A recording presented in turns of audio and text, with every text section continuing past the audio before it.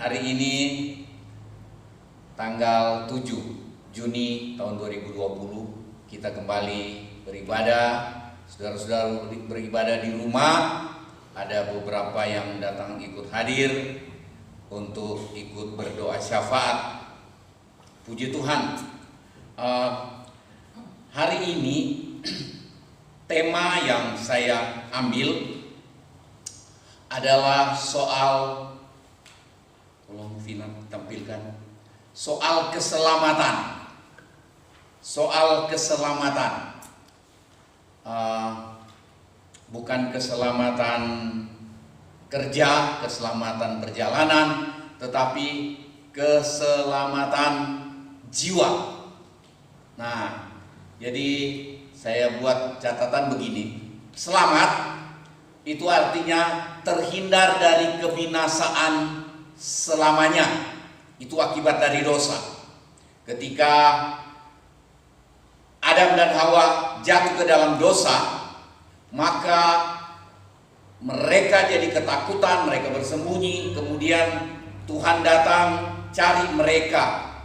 Tuhan datang cari mereka untuk merancang pemulihan untuk mereka. Nah, itu yang terjadi sepanjang perjalanan manusia. Dan ketika firman Allah jadi manusia untuk menyelamatkan manusia, yaitu pribadi Tuhan Yesus sendiri. Jadi manusia yang sudah jatuh dalam dosa, yang sementara perjalanannya menuju kebinasaan, menuju penghukuman kekal, menuju kebinasaan selamanya karena dosa, maka Tuhan datang. Tuhan datang ke dalam dunia, firman Allah menjadi manusia untuk menebus manusia dari dosa. Itu sederhananya. Kemudian selamat artinya terhindar dari penderitaan kekal atau penderitaan selama-lamanya di dalam neraka. Itu yang terjadi kalau manusia jatuh dalam dosa, kemudian dia tetap tinggal di dalam dosa. Nah, Tuhan dengan kasih-Nya mau menyelamatkan manusia dari dosa. Nah, mengenai keselamatan ini, kita sudah lihat selamat artinya terhindar dari kebinasaan selamanya akibat dosa. Kemudian terhindar dari penderitaan kekal di neraka. Dan yang kita lihat pertama, ada dua hal yang kita mau lihat di soal keselamatan ini. Yang pertama, kita lihat, boleh baca sama-sama yang bisa baca. 1, 2, 3. Mudah untuk memperoleh keselamatan. Jadi Tuhan tidak persulit untuk orang, untuk manusia yang sudah jatuh dalam dosa itu. Tuhan tidak persulit untuk menerima keselamatan, untuk diselamatkan. Untuk pertama kali awal dia menerima keselamatan, itu Tuhan tidak persulit, mudah. Itu sebabnya saya bikin catatan begini: mudah untuk memperoleh keselamatan. Nanti kita lihat sebentar. Yang kedua, apa? Sukar mempertahankan keselamatan. Sukar. Itu sebabnya kita terus ibadah, kita terus berdoa, kita terus baca firman, kita terus memuji, menyembah Tuhan, membina hubungan dengan Tuhan. Itu caranya untuk mempertahankan keselamatan, menjaga hidup. Nanti kita lihat sebentar. Jadi mudah untuk memperoleh, tetapi sukar untuk mempertahankan. Tapi kita harus mempertahankan. Amin. Nah, kita lihat yang pertama. Mudah untuk memperoleh keselamatan. Yohanes 3 ayat 16. Boleh tampilkan, kita ingat semua ayat ini, tapi tidak apa-apa. Nanti jemaat yang ibadah di rumah mereka dapat melihat tampilan ini, mudah-mudahan lebih cepat. Nah, karena begitu besar kasih Allah akan dunia ini, sehingga Ia telah mengaruniakan anaknya yang tunggal, supaya setiap orang yang percaya kepadanya atau kepada Allah tidak binasa, kepada Tuhan Yesus tidak binasa, melainkan beroleh hidup yang kekal. Modalnya kita cuma percaya. Tuhan Yesus datang ke dalam dunia, dia firman Allah yang jadi manusia. Bahasa Arabnya itu nuzul. Firman Allah jadi nuzul, jadi manusia di dalam Tuhan, melalui yaitu yang kita bisa lihat adalah Tuhan Yesus Kristus itu. Nah, katanya karena begitu besar kasih Allah, dia karuniakan anaknya yang tunggal, firman yang jadi manusia itu. Kemudian siapa yang percaya kepada Yesus, kepada firman yang jadi manusia itu, firman Allah yang jadi manusia, maka dia tidak binasa, tetapi beroleh hidup yang kekal, artinya selamat. Mudah, Tuhan tidak bikin sulit. Kuncinya percaya. Terus kembali ke tadi. Lama ya, coba ya. Ya habis waktu juga ya. Lama ya.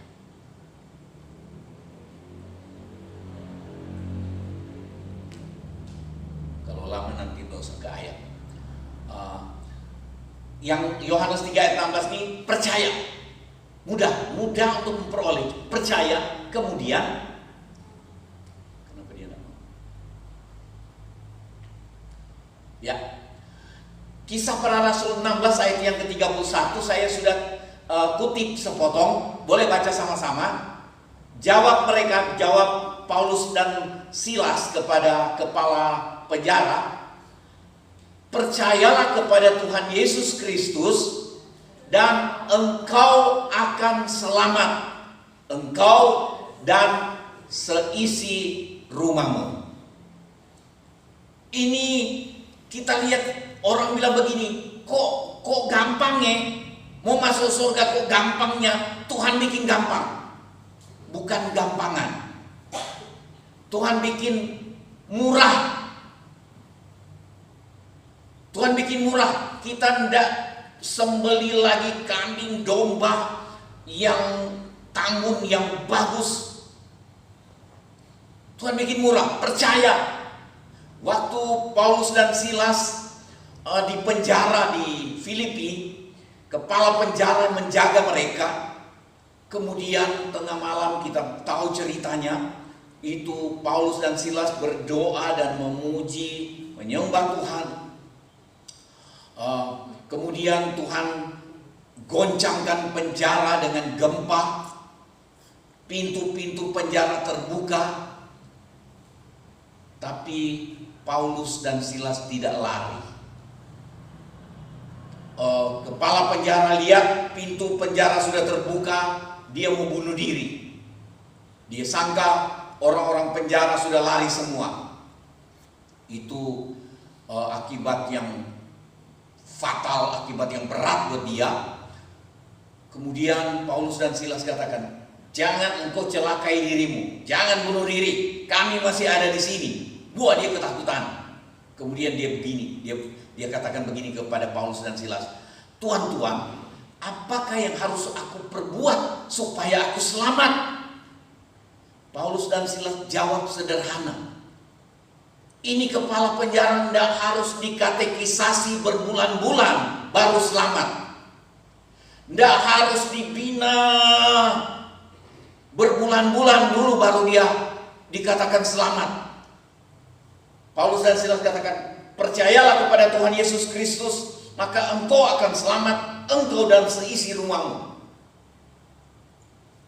Dikatakan malam itu kepala penjara dengar berita dari Paulus dan Silas memberitakan Injil ke kepala penjara ini. Kepala penjara ajak seluruh keluarganya untuk mendengar.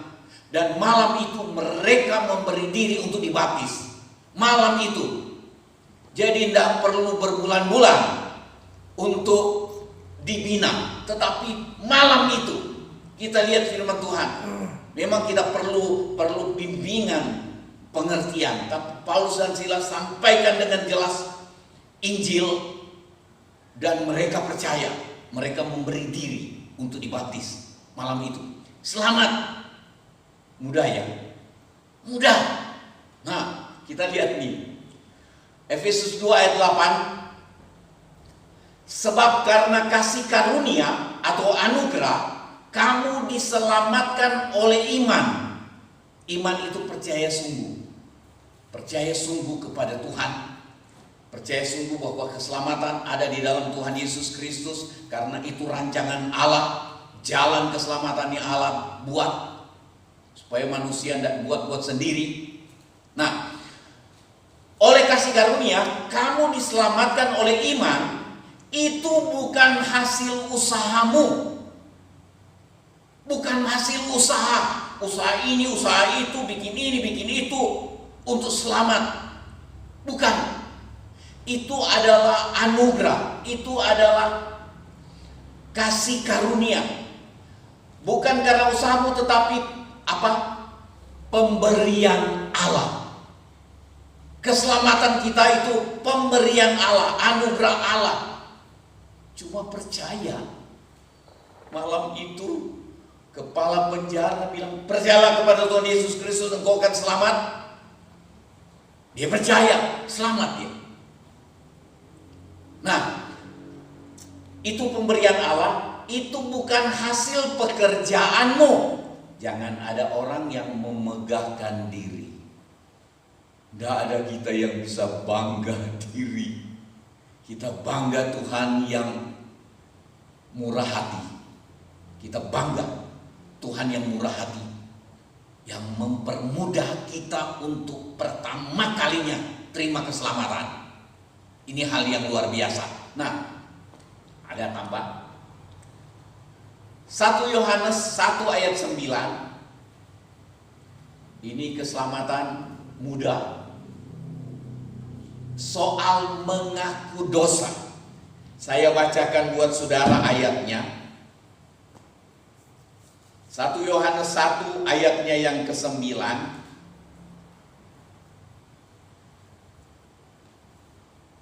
Firman Tuhan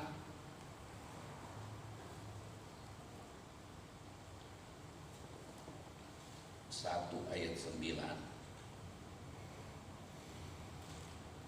Jika kita mengaku dosa kita, maka Ia atau Allah adalah setia dan adil, sehingga Ia akan mengampuni segala dosa kita dan menyucikan kita dari segala kejahatan.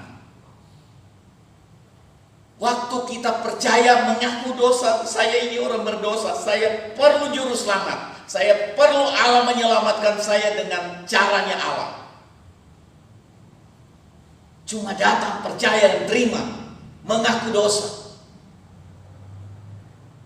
Sederhana. Ketika saya pertama kali menyadari saya orang berdosa, walaupun saya dari kecil orang agama Kristen, tetapi ketika pertama kali saya menyadari saya orang berdosa yang perlu juru selamat, saya dengar ayat ini pertama kali. Dulu saya baca-baca tapi saya tidak pernah ingat. Tapi pertama kali itu saya dengar dibacakan itu kayak harta yang luar biasa saya dengar itu. Jika kamu mengaku dosamu, Allah setia dan adil. Dia mengampuni engkau, menyucikan engkau dari segala, mengampuni segala dosa kita dan menyucikan kita dari segala kejahatan. Ini luar biasa. Disucikan, dibersihkan dari segala kejahatan masa lalu yang kita buat. Berarti sungguh-sungguh mudah untuk terima keselamatan. Mudah. Tuhan permudah. Tuhan buka pintu oleh anugerahnya. Nah, kemudian Oh, rupanya saya catat ayatnya di situ. Jika kita mengaku dosa kita, maka Ia adalah setia dan adil, sehingga Ia akan mengampuni segala dosa kita dan menyucikan kita dari segala kejahatan. Nah, ada satu ayat dalam Injil Lukas 24 ayat 47. Saya sudah kutip ayatnya. Boleh saudara ikut dengan saya baca sama-sama. 1, 2, 3. Dan lagi, dalam namanya atau dalam nama Yesus, berita tentang pertobatan dan pengampunan dosa harus disampaikan kepada segala bangsa mulai dari Yerusalem. Di dalam nama Yesus, berita mengenai pertobatan dan pengampunan dosa itu disampaikan kepada semua orang. Waduh, ini luar biasa. Disampaikan kepada segala bangsa. Disampaikan, kita cuma tugasnya kita menyampaikan. Orang menerima, kita syukuri. Orang menolak, itu resikonya. Kita cuma menyampaikan. Bukan kita memaksa. Saya berkali-kali katakan, kita bukan memaksa membawa orang untuk jadi agama Kristen.